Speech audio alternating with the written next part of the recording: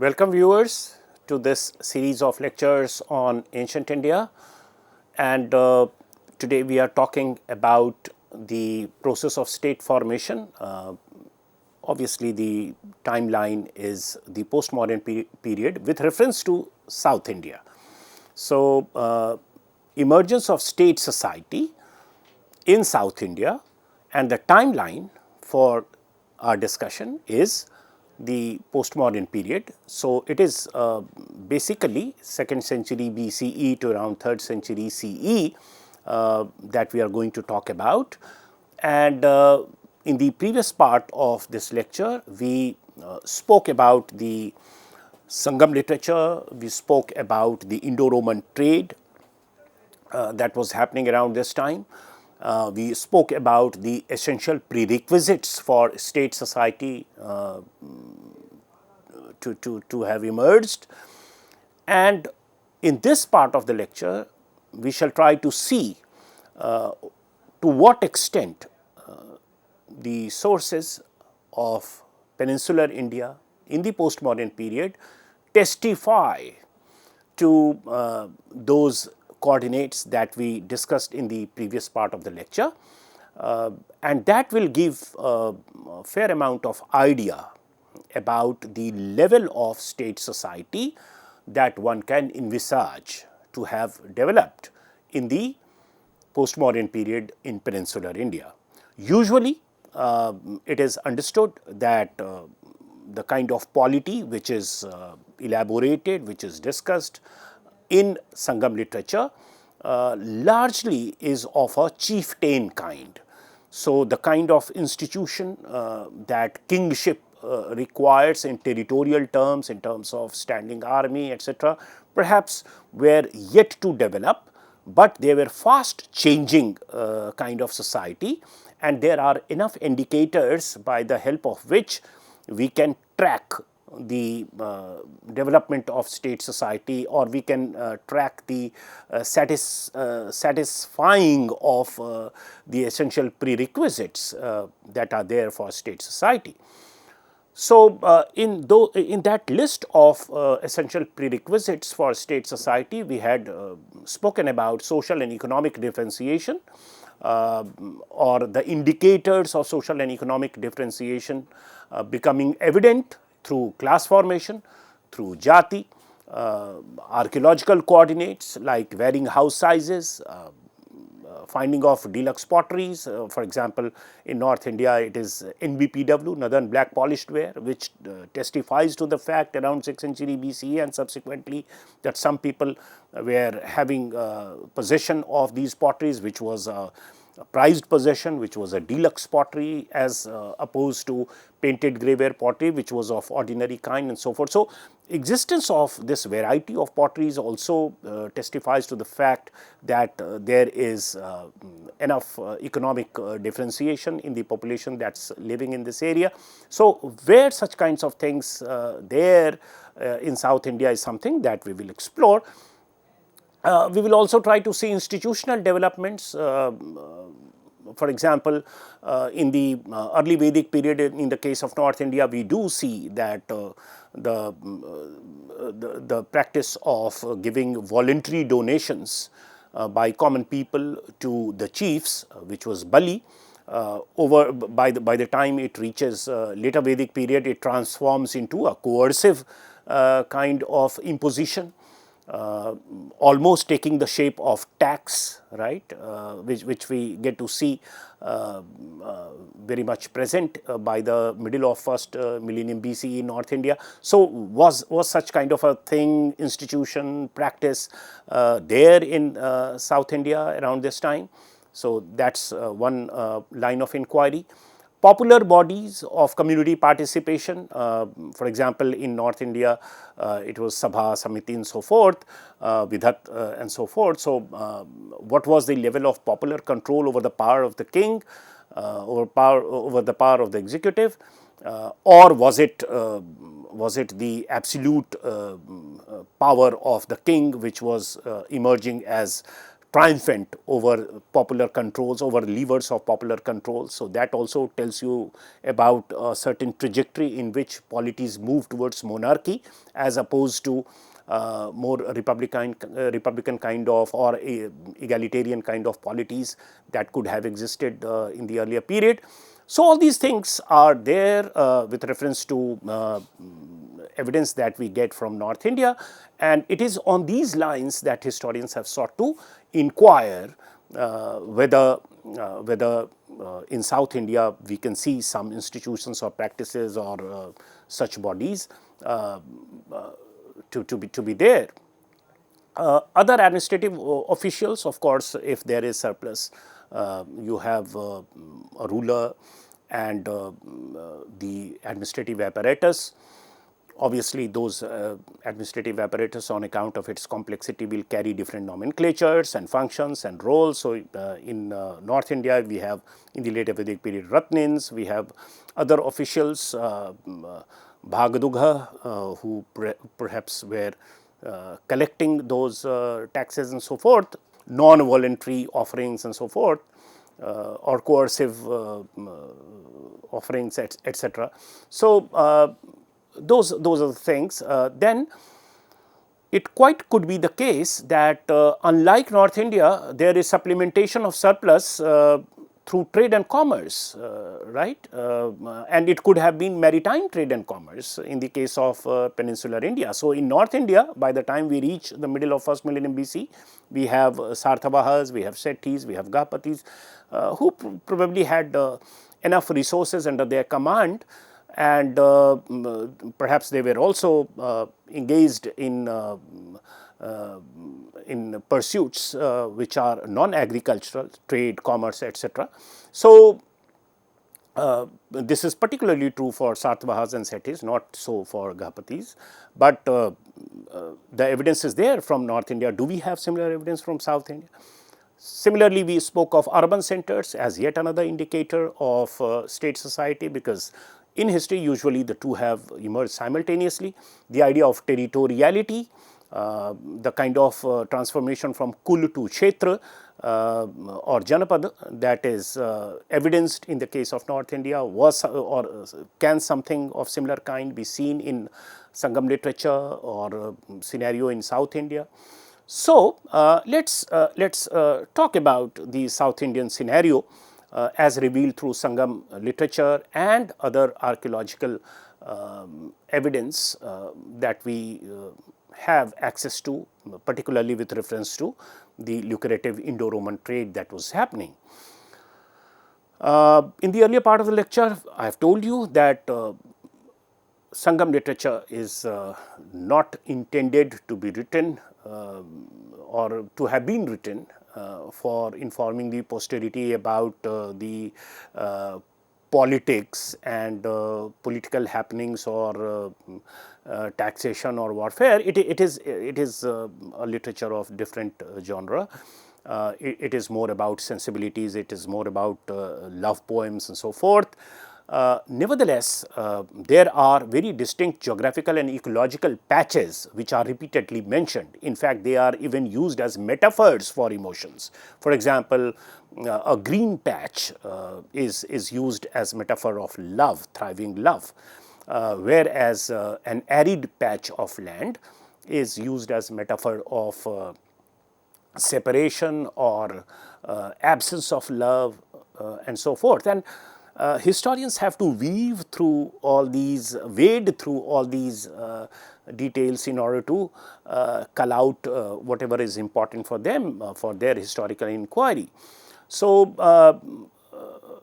proverbially, Sangam literature speaks of 5 kinds of tinai, which are understood as ecological zones or ecological patches. It talks of Kurinji, which are hilly or mountainous patches. Talks of Mullai, which is a pastoral tract.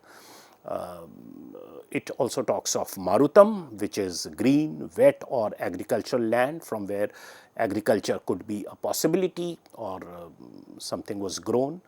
Neathal, refers to the coastal area, which again we will see is important. Palai refers to arid kind of land, desert kind of land, dry land, and so forth. So, different emotions are associated, sensibilities are associated with it, but historians have understood this in terms of something real, and it is on the basis of this that perhaps polity was organized, and we also get to hear of recurrent strife and warfare between different chieftains, Chol, Cher, Pandyas, and several others also. Chol, Cher, Pandyas are the big three, Movenda. Strife, although overtly it is not written, or it is not informed that it was done for this. But as is usual with historical writings, we do not only go by what the doers of a particular incident say about themselves.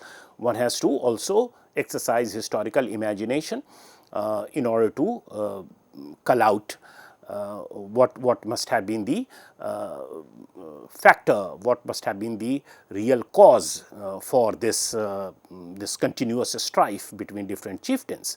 And it emerges that probably it had to do with control over the Marutam area, maximizing control over Marutam area, because agriculture is a possibility in Marutam area. It had the capacity to generate more surplus, more resources, and therefore every chieftain wanted to have as many Marutam area under their control as possible. So, Marutam is the prized Tinai in terms of warfare. And that also tells you about the movement of society from multiple pursuits for subsistence to agricultural pursuit for subsistence, and maybe elaboration of several other institutions as a result of increased surplus population due to agriculture. We get to hear of Movenda, the big three crowned chiefs or rulers during the period, Cher, Chol and Pandya. Please understand, they are to be understood as different from what subsequently we study about the imperial Chera, Chola and Pandyas, but that is something that happens around 9th century, 10th century CE. We are talking of 2nd century BCE, we are talking of the times around the Common Era and so forth. So, what was the role of these polities in restructuring society and economy through administrative measures is something which is a very contested area, and more evidence is required to affirm the role of these polities in bringing about transformation of economy and society towards state society and so forth. Nevertheless, we also get to hear of a very strange twin capital system in Sangam period. Now, twin capital system is something which is prevalent as a kind of practice in South India even today. So, when Telangana was created as a new state and its capital city was to be decided, we did get to hear of the possibilities of not only one, but two or even three capital cities. Proposals were there in this way. So, it has a long historical tradition in South India. So, twin capital system was something which was practiced even in the Sangam age in these chieftain polities. So, what could be the reason behind it? Maybe that they understood what it takes to leverage the lucrative trade in terms of profit or surplus that was coming from the Indo-Roman trade. We all know that Indo-Roman trade was beneficial for India, although now counter arguments are also highlighted by several historians. But maybe that this resource was also playing critical role in bringing about increased economic and social differentiation. So, not necessary that it is only through intensification of agriculture that more surplus is appropriated by a certain group, and subsequently it emerges as the ruling class. So, it could come from trade and commerce as well, and South India does offer us a possibility to understand these things with reference to the lucrative Indo-Roman trade. Usage of Roman gold coins as bullions. Now, this again puts some kind of a limitation in our effort to see the remnants of, or see the possibility of state system in existence, territorial state system in existence, because gold is coming, Roman gold is coming, but the usage to which they are being put to in South India appears to be non-market. Right. So, it is being used as jewelry, it is being used as luxury item which they keep for non-economic reasons and so forth, and that tells us that maybe we do not have a very developed market monetized system existing in peninsular India at this point of time. Right. However, these polities, Chola, Chera, Pandyas, they are very much aware of the economic leveraging from this lucrative Indo-Roman trade, and therefore, apart from one inland capital that they also had one port capital, or one capital on the port on the seashore. Right. So, in the case of Cholas, Urayur, inland capital, Puhar as port capital. In the case of Cheras, Vanji, inland, Tondi as port capital, Pandyas, Madurai, inland, and Korkai as port capital. So, archaeology also attests the concentration of emerging peasant settlement on the river valleys, particularly Kaveri. R. Champak Lakshmi's work has highlighted this. Again, what is the point that we are trying to make is that apart from having control over various kinds of tinais that we discussed just now, focus is on controlling the Marutam area, the green patch, where there is potential of more surplus generation due to intensification of cultivation or farming, and therefore, it is a movement towards mainstreaming farming as the mainstay of economy. Right. Again, as I said, that historians have generally tried to compare and contrast the pattern, the trajectory in which developments happen towards precipitation of or emergence of state society. So, there is Unadattu, which is an institution or you can say a tradition that was there in South India, and it possibly meant communal gathering and could have served as the site of surplus redistribution. This is quite like the yagyas or several other functions that were held in the Vedic period, where people brought some items of gift, and the king or the ruling class also gave some items in return, but in the process there is a net accumulation of wealth or resource retained by the ruling class, and that is how there is economic differentiation happening. So, maybe that Unadattu could offer us one instance or one institutional arrangement where this redistribution of surplus could have been possible. So, the chiefs probably effected an asymmetric redistribution of wealth leading to economic differentiation. Then we in Sangam literature we also get to hear of bards who are wandering minstrels who are moving around and singing poems in praise of the king, or maybe even cursing them if they are not happy, if they have not been provided with enough gifts and so forth, if they have been not cared for properly. So, they are legitimizers, or they are the delegitimators also, right, at times. So, that is important, the role that Brahmins played in North India, or through yagyas, through such practices, through such occasions. Some kind of legitimacy was given to the person who was the Yajaman, and this is how kings legitimize their power. So, something of that kind, perhaps that role the bards could have played in South India Sangam period. Vedic sacrifices could have also provided yet another source of legitimation. This is something which has been brought out by MGS Narayanan's work, and he says that the contact with the northern part of India and transmission of Vedic rites, rituals and practices could have yet another been yet another source for power legitimation of these emerging rulers, who earlier were just chieftains. Now they are assuming the proportion of a king, with more resources under their command and more administrative apparatus under their command, so forth.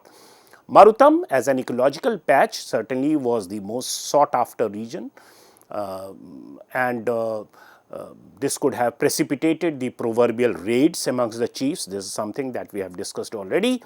However, transformatory role of the chiefs in the socio-political formation in South India is a matter of debate. Of course, subsequently, as we find, say, from around 7th century CE onwards, the Pallavas and then South Indian kingdoms, they do tend to move around river valleys, and that is where the locus of their power is located. So, there is this accentuated, I would say, concern for the Marutam areas or rain-fed areas, river valleys, where agrarian potential is very much there, and that could have been the springboard of their power. So, that is something that is happening earlier, that is happening subsequently, but to what extent political factors were responsible as a consequence of these polities in transforming this kind of socio-political formation is something which is a matter of debate. Similarly, in the late tradition of the region, as I just said, certainly we have clear evidence of irrigation works on Kaveri Valley by the Cholas, construction of tanks by the Pandyas. So, all these evidence tells you about the increased, or it acknowledges that the rulers are now understanding the importance of controlling the agricultural areas, or areas where agriculture could be a possibility, or in Sangam literature that is referred to as Marutam. Nevertheless, as I said, that it could not only have come only from agriculture, but it could have come from some other source. So, trade could have played a catalyst's role in social and economic transformation as well.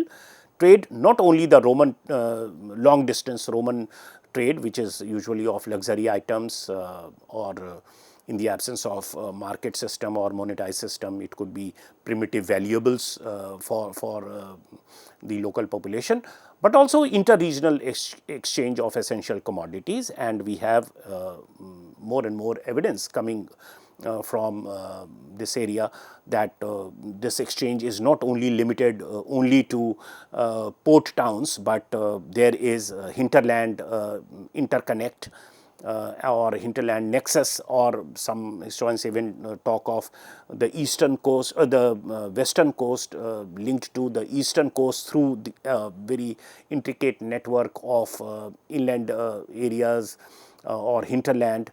And this is how items could have reached from western coast to eastern coast, that is from the Konkan area to Coromandel coast as well.